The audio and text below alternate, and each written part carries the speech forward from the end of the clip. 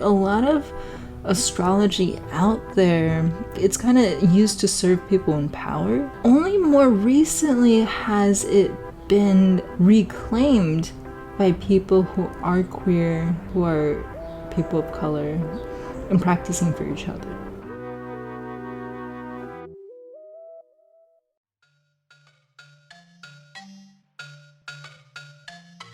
Alice Sparkly Cat, who goes by the name Ace, is an astrologer and the author of the fascinating book Postcolonial Astrology, Reading the Planets Through Capital, Power, and Labor. Now living in Brooklyn, they moved from Zhengzhou, China, to a small town in Iowa when they were 5 years old. To get a sense of what Ace is all about, here is the last paragraph of their website's bio.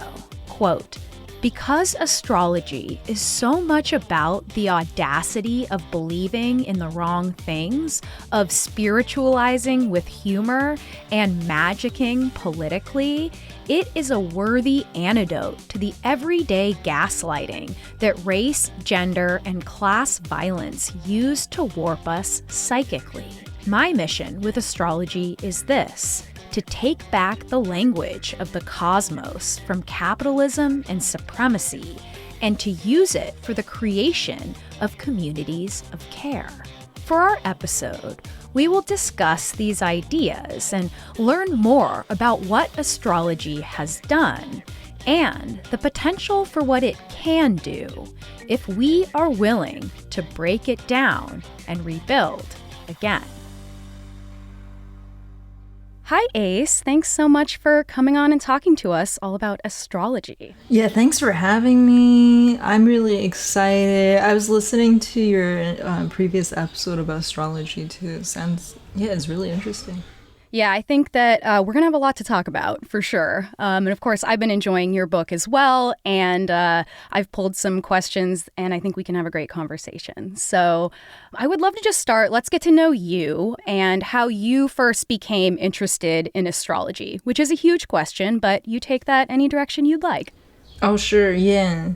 I started getting into it in like 2015, something like that. So, I think how a lot of people get into it. I was going through a lot of personal crisis. Yeah, I was talking to my roommate about this just now, actually, because I'm moving. So I was reflecting on all my previous moves. I was like, oh man, that was like a year I lived in. Like the room must have been cursed or something. I was in this abusive marriage. Like one of my roommates was just like not eating, drinking all the time. Another one got stabbed. I was like, what is going on with this room? But yeah, I was in this abusive marriage, and then I actually had some kind of psychotic breakdown at that point. I was almost arrested 3 times, and then I just needed a way to be able to talk to myself, and I found out about astrology, and it was a community actually, because at that point astrology wasn't super popular, so it was like a small community of people who were kind of into it. So I think anytime when you're going through something and you find a language and also some group support, that's gonna really help you metabolize the process of change. Definitely. And what does the practice of astrology mean to you in terms of a day-to-day practice? Yeah, it's so different for everyone, because some people are like, oh, I'm a musician, it's part of how I just create with sound. Some people are like, I create fictions, I use astrology, cosmology to kind of create different worlds, things like that. And then some people like me who do client work, actually. Yeah. So I do client work, day to day I do client work, and a lot of that, it's using astrology, but also other modalities too. There's other modalities involved to just find stories that are within people. And then what that does is it helps people understand themselves as they're going through transitions. It helps people narrate a sense of who they are too. And there's a sense of fun and play too, because you're working with different characters, different body feelings too. That can be excruciating, and it can also be really fun. Like, as someone who's, like, you know, on the spectrum and, like, has some type of black and white morality that I'm, you know, exercising more self-awareness of over now, astrology, it was torturing, because the questions that were torturing that were like, why is it so northern hemisphere focused? Well, what about climate change? It's, you know, it's tropical astrology, so then it's based on the climate. And then, wow, why does it center Alexandria, but also England? Like, you know, when you calculate your chart in Western astrology, you're actually recalculating the time of your birth to England and then doing another translation. So it's just kind of bonkers. And then, like, I was just exploring these questions in depth with other people through different workshops here in Brooklyn, things like that. Before the pandemic, most of my practice was also local. That's when I was writing the book.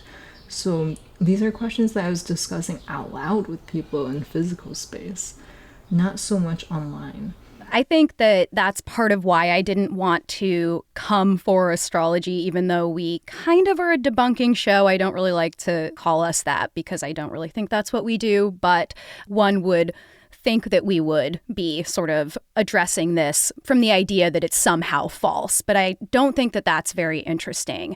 And that's not really what you're interested in your book either. So I was hoping you would talk about how you started connecting these dots that you do in your book between astrology and things like colonialism and capitalism. I mean, it is really connected. If you look at some of the earliest astrology books, I'm talking about from like ancient Rome. Yeah. Yeah. It's like a lot of, like, the first book that Ptolemy wrote is called it's about universal astrological concerns. And it's like, it's very much like a modern book on astrology, about the signs, planets. But the next three books, it's about what he calls particular astrological concerns. And these are about cultural differences between different regions, and then differences in what he calls temperaments. This is before modern race theory, well before modern race theory was a thing.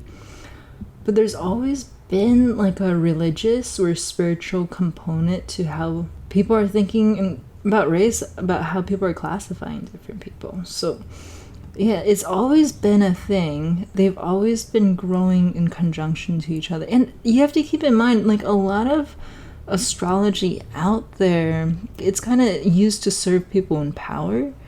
And only more recently has it been kind of reclaimed by people who are queer, who are people of color, and practicing for each other. So yeah, astrology is a thing that lives in a lot of different worlds. Do you have any idea how astrology started to become more accessible to people who weren't in power? It depends on when, because there's many moments when astrology has become more accessible to people who don't like hold like a huge amount of social political power. So there's a lot of different moments. And there's a lot of different moments where different religions and spiritualities are more accessible to people who don't have a lot of power to. So yeah, that's an interesting question, because yeah, that really depends. You know, right now it's like, okay, Reagan used an astrologer, but then a lot of queer people are also using astrology. So there's that kind of similar dynamic between the world wars in Europe too, where it's like, oh hey, this like dictator uses astrology, but so were a lot of people that, you know, he was trying to kill too. So again, astrology is constantly being made accessible to people who don't have a lot of power at different points. I have noticed, and I noticed this prior to actually reading your book, and it was so affirming when I came into what you were talking about, how astrology has kind of lived longer as a right-wing practice than a left-leaning one. And that was true for the Reagans, for Nixon, for a lot of high-ranking Nazis in Germany. You mentioned not really knowing why that is, but I was curious if you had come up with any ideas since then about why we're seeing it more when it comes to power in right-wing circles. I have no idea. Yeah, that's something that I think I wrote an email to you about this. That's like always been confusing to me, where like astrology tends to get really popular during periods of fascism, But then the people practicing it are not always fascists. Like, sometimes they are, and then sometimes it's people who are kind of like the fascists are trying to kill too. So yeah, I mean, I don't know. It's honestly just such a curious puzzle, or I have no idea. I mean, I think the thing that continues to come up in my mind is the desire to hold on to power and the desire to create more power. And if one allows themselves to imagine that there are powers that we can't see, why wouldn't those already obsessed with power want to use that as well, right? That's true, yeah. And then maybe it's like this whole like Christianity thing too. Yeah. I mean, I think it makes sense. I think we definitely find in our show that folks on the right tend to indulge in fantastical thinking, however you want to classify that, more so than the left wing. And that's not exactly something that I grew up thinking to be true. Yeah. It's definitely true. I mean, just looking at different conspiracy theories, like there's definitely a pattern. Yeah. And I think that was really interesting too, because so much of conspiracy thought can be around kind of occultism and government and things like that. And I found a grain of that to be true in making this series. Okay, wow. That's so interesting. Yeah, right? I don't know. It's very strange. Yeah. Another thing that you talk about a lot that I think relates to this is about how when whiteness is threatened, we see these resurgences of astrology. And that goes back. I mean, I know we can't exactly contextualize whiteness as a Roman thing since race being a more recent construct than that, but you trace kind of the idea, the concept of whiteness to Rome. Would you be able to talk about that a little bit? Well, Romans were not white because, like, I mean, whiteness was invented, like, really more recently. Mm-hmm. But the thing is, like, with quote-unquote classical Western idealism, these folks trace their own lineage back to Rome, and that's an ahistorical process. And for example, like, Trump is really into neoclassical architecture, actually, this kind of thing.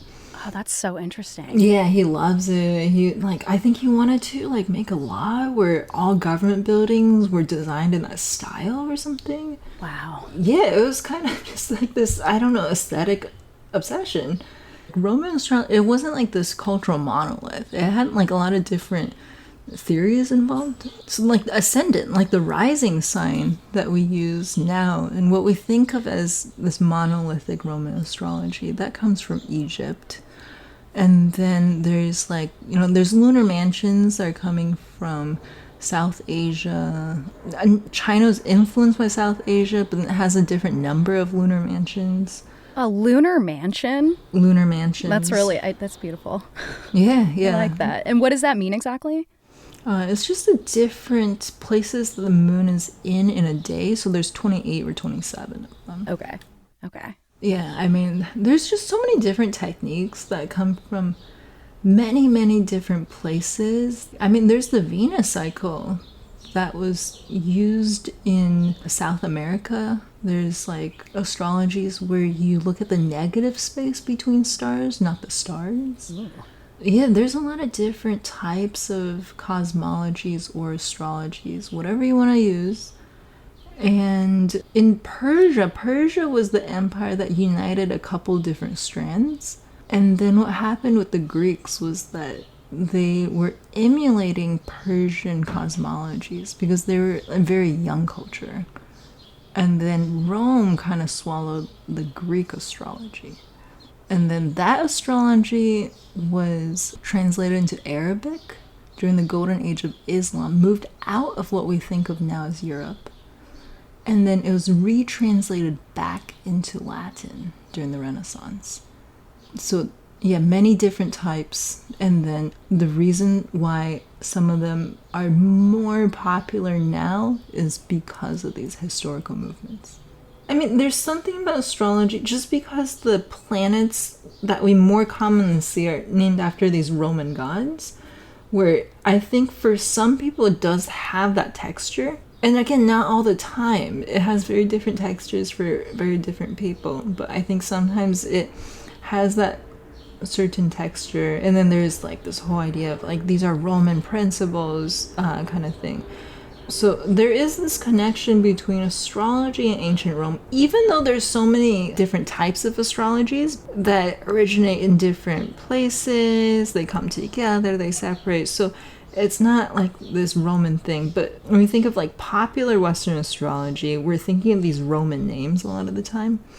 So I think that sometimes there's a connection with just like the aesthetic of the astrology. Definitely. And you structured your book in a really interesting way. Would you be able to talk about that structure and why you decided to format it that way? Yeah, there's a lot of different types of astrologies. The popular ones that are Western astrology that are being practiced today is like traditional, evolutionary, things like that.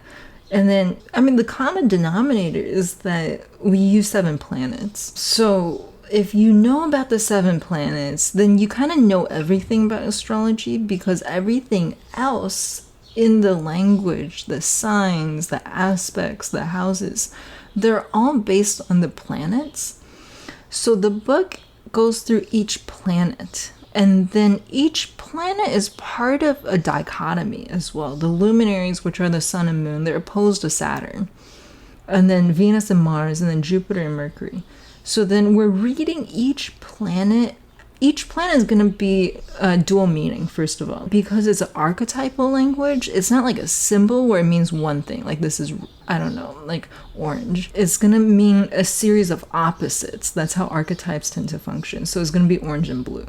And then we're reading each planet as a dichotomy, as a dual thing in and of itself. But then they also have these contrasting relationships to the other planet that is opposite from itself. So the book is organized. We talk about the luminaries and the Saturn, and then together, and then Venus and Mars, and then together. The first one is about capital with the luminaries and Saturn.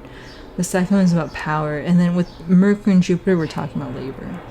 Yeah, that's so interesting. You've talked about astrology being similar to race because they're both social constructs, and you also call them forms of magical thinking that are not rational, and that race is not experienced as fictional, but astrology is. And I think all of that is really, really vital and really fascinating in terms of putting astrology in a more important context than, oh, is this real? Is this fake? Yeah. Lauren Goldner writes about this. He calls it a cosmological grid. And he's tracing the roots of racism, and he finds it in Christianity. Sylvia Wynter does something really similar where she writes about the human being praxis. And the thing about race is that, I mean, it's make-believe, but then it affects our real lives. And then so, yeah, that's not very fun. And then the thing about astrology is that it's this tool of narration, and then we get to tell our own stories using it. And then by telling those stories, we can create new connections, we can build power together. And then that's very fun. So, I mean, I believe in storytelling, not so much like, believing in this fiction, this make-believe magical thinking process, but I really believe in storytelling. And actually, your first book is called Astrology and Storytelling. So would you want to talk to us a little bit about that work and how those kind of roles as astrologer and storyteller can play in relation to one another? Yeah, that was the book I made for a class I was teaching. It was a workshop, and then I just put all the materials together for a book. So I'm redoing it. I want to redo it. It's a type of session that I do with people right now. And then what happens is, like, we look at, the picture we have of the moment of your birth, and then we're trying to see what story you want to tell. What story is just, like, waiting to come out to be listened to from you. And the thing about working with the imagination is that you can physically process intense emotional experiences without actually having to relive like a moment of trauma.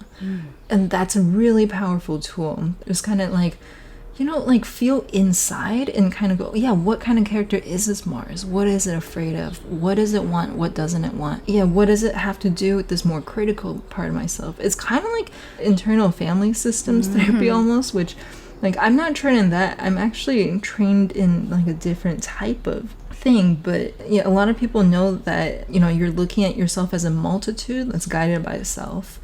And it's kind of like that kind of therapy, except for we're like going a little bit further. We're actually making like a really convoluted story too. It's a lot of fun. Yeah, it is fun. And it's kind of like you get to have parts of yourself in conversation with each other like characters would be. Yeah, totally. I really like that part of astrology.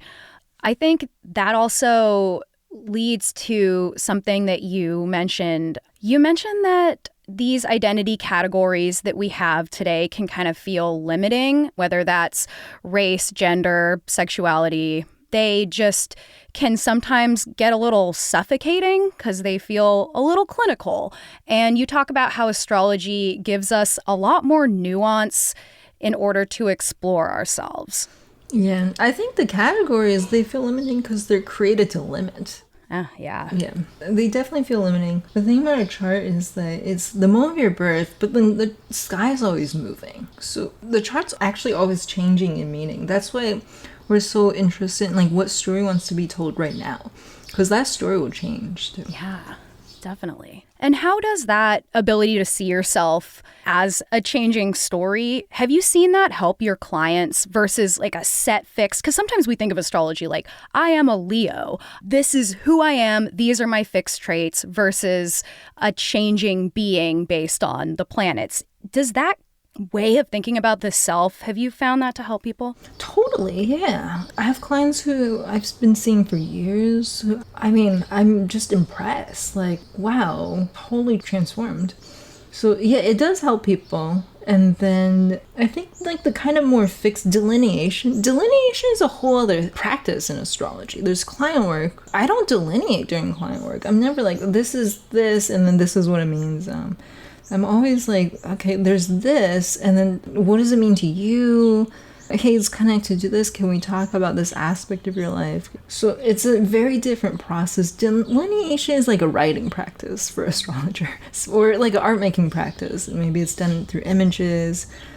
So on my website, I have delineations, and that's just kind of like my own, like, oh, hey, here's this essay I wrote about a placement or something. It has like very little to do with client work.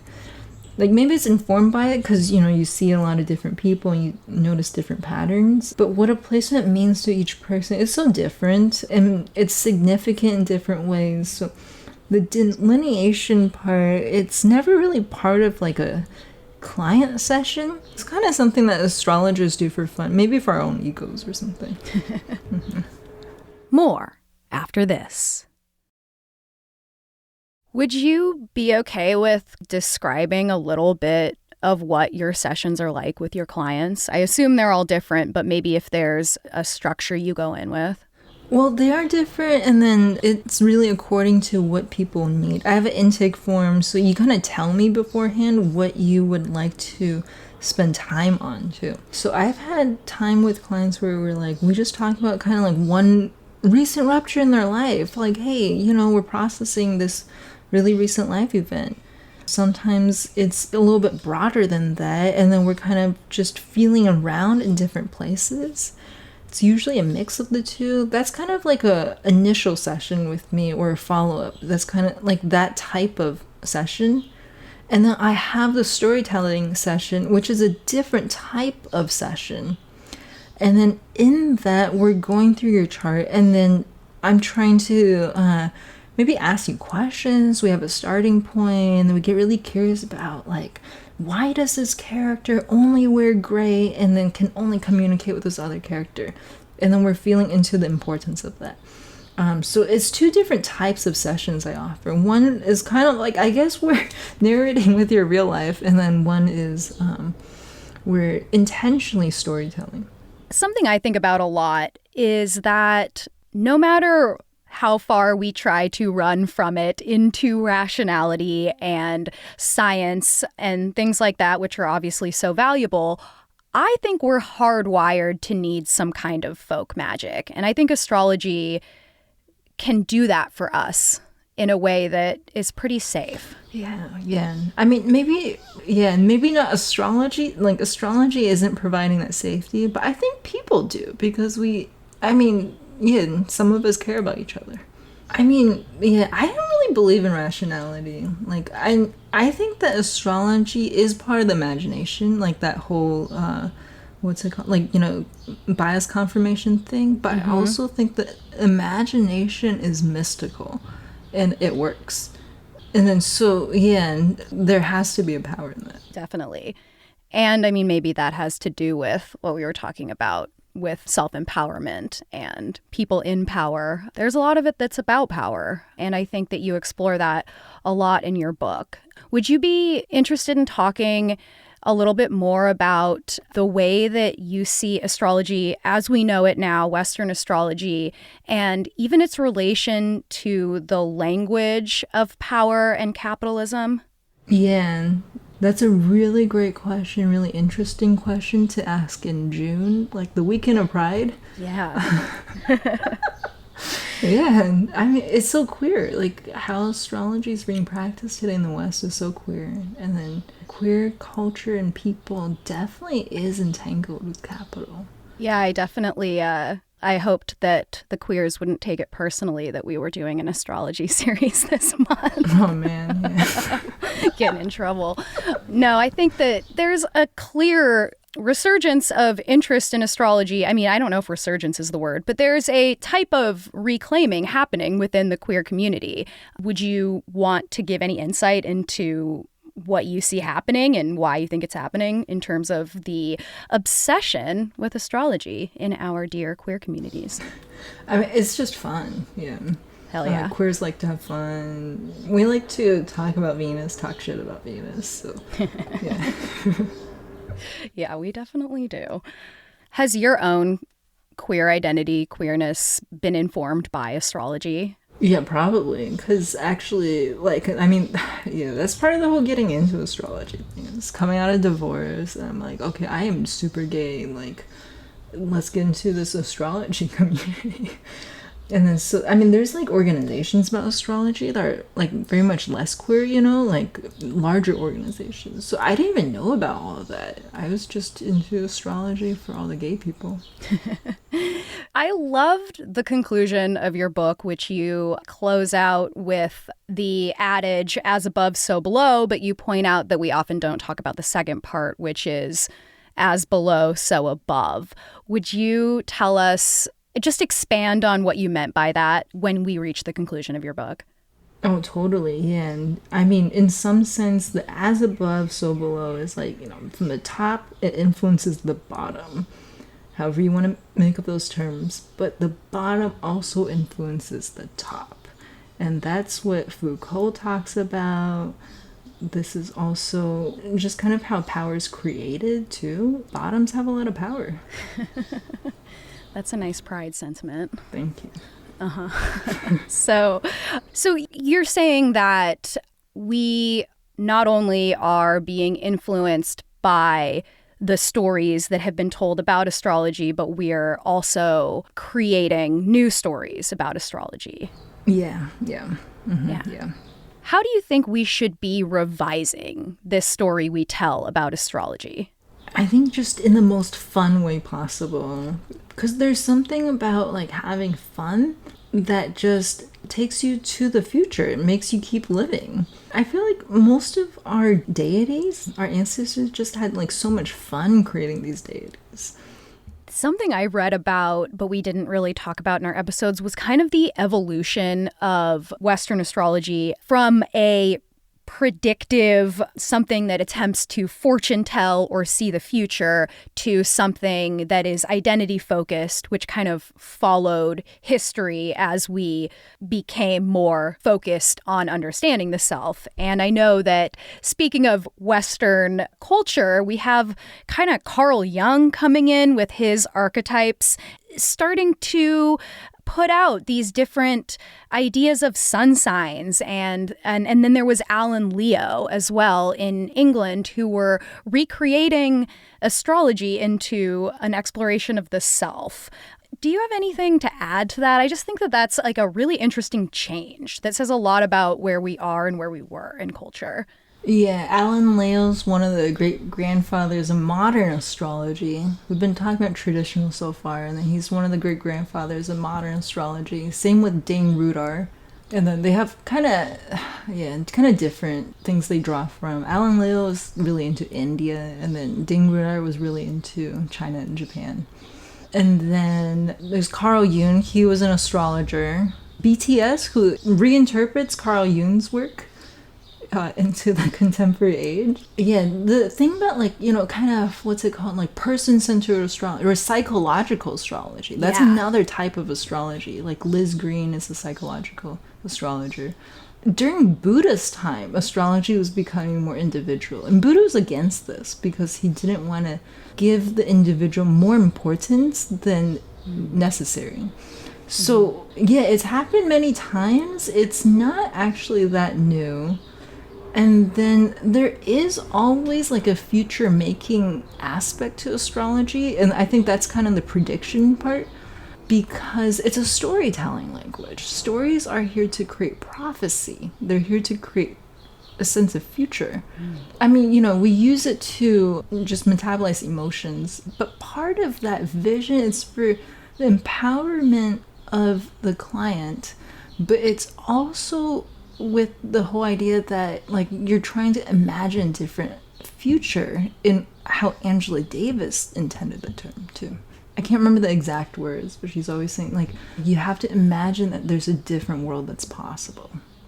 And when we talk about the future, we also talk about the past in a way, right? And you've talked about studying trauma-focused work. How do you think astrology can help people through trauma? Maybe not directly, but how have you found it to be helpful?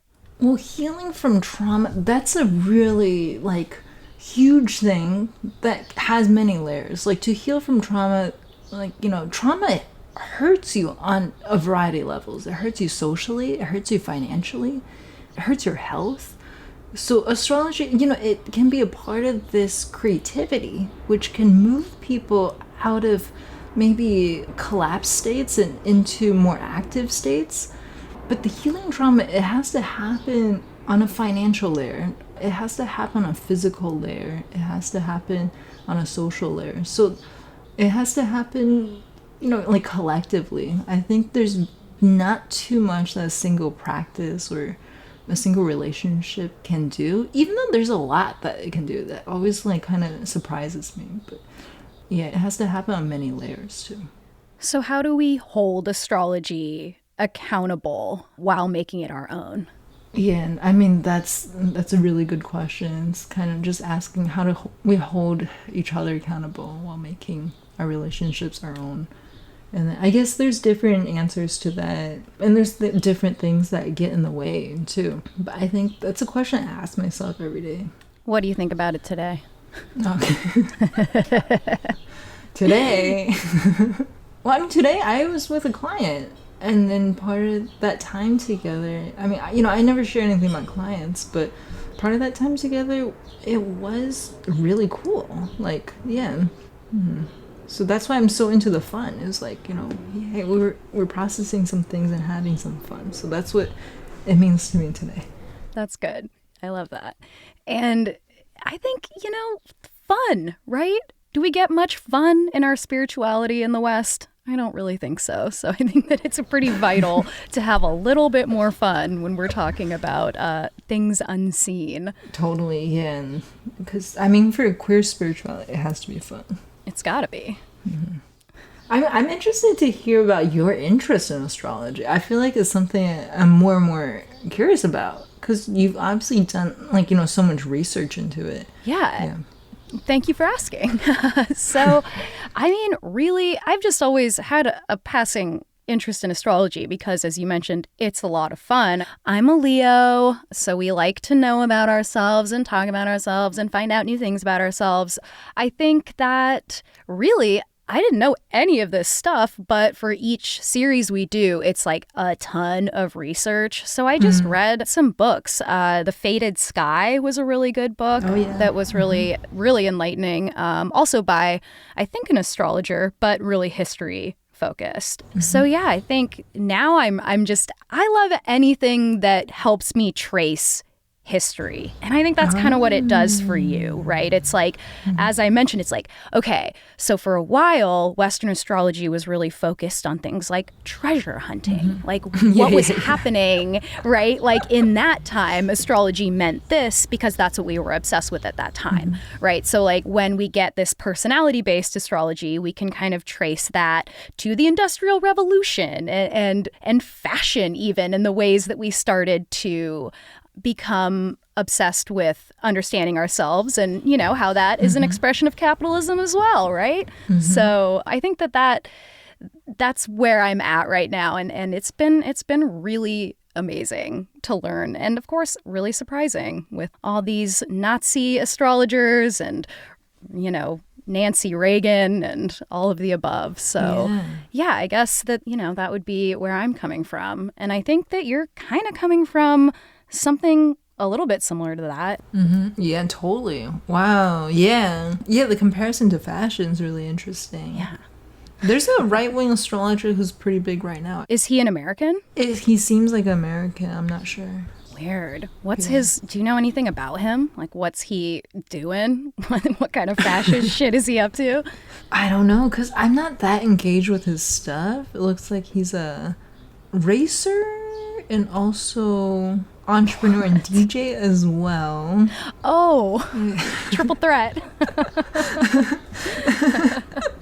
But I haven't really engaged with him. Like, I don't know, he was like commenting on my stuff on Twitter or something, like kind of like being a little, you know, mean, so I blocked him. Right. So but then someone who's doing a study on astrology mentioned, like, yeah, have you heard of this guy? He's like a right-wing astrologer. Weird. Well, I guess they are still around then. Yeah. Perhaps in this resurgence of white supremacy, we might find more fascist astrologers. I hope not, but I think we might. So how do we combat that within our own communities? Like how do you think we use astrology as a political tool and as a personal tool? I mean, just by supporting uplifting people, like, yeah, people that the eugenicists are trying to erase, like just by supporting people. Definitely. And like you see communities form around this a lot. And maybe that's something that we should continue to think about when people express their annoyances at astrology, is that I think most people don't consider it important because it's some sort of irrefutable truth. It's important because of the byproducts. Right? Oh, like, totally. The ways that we can connect. Yeah, definitely. I think so. Well, thank you so much for talking to me today. It's been so cool to actually talk to someone who values this work the way that you do. No, thank you. Thanks for creating this space and talking with me, asking, so many great questions. Just doing so much research, too. Yeah, same to you. This was American Hysteria.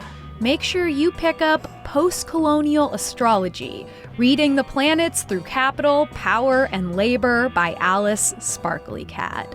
You can follow them on both Twitter and Instagram at Alice Sparkly Cat, and that's cat with a K. If you're looking for more of our show, you can head to patreon.com/American Hysteria to get access to Hysteria Home Companion, where producer Miranda and I discuss all kinds of different things that have to do with the topic, including stories and thoughts from the cutting room floor. You can also get access to my other podcast, Walk With Me, where I go on walks and talk about things a little more personally than I do on the show. We also have been going geocaching lately while I get stung all over my body, including my face, with nettles. That's patreon.com/American Hysteria. You can follow us on social media at American Hysteria Podcast on Instagram and at Amer Hysteria on Twitter. This episode has sound by Clear Como Studios and was produced by Miranda Zickler and hosted by me, Chelsey Weber-Smith. So thanks, as always, for listening, and we will be back soon with brand new topics for you. Have a great week.